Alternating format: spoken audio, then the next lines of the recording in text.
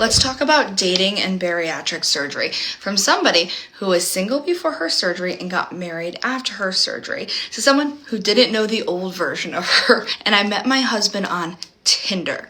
Yep, that place. We got married in less than 2 years, so let me give you 3 breakdowns on how that happened. Number 1, I was open and honest about my surgery. I knew that if Daniel just Googled my name, he was going to know I had surgery because my career is built on it, but I wanted to control that narrative. I wanted to tell him how important it was to me, which leads me to number 2. I have a disease. I have a chronic disease that if I don't treat will get worse. I need a partner who can respect my boundaries with food and who isn't going to be pushy about it. We all know classically we get in relationships, we get comfortable, we stop caring.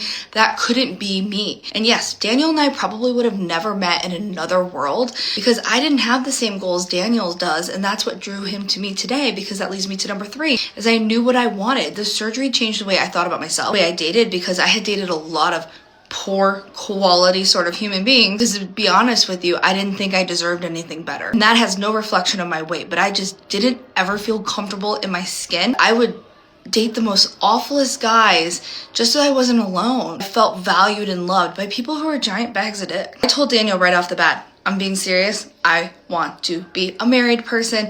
I want a spouse. I want all the things. And he said, I'm not really looking for anything serious. And despite that, I still went on a first date. Sure as hell, less than 2 years later, we were married. If you ever ask him why that happened, he'll tell you that how honest and raw I am as a human being is what worked for him. The fact that I didn't hold any secrets, didn't pretend to be somebody I wasn't, that I said where my problems lied, and he also saw my journey and respected my journey.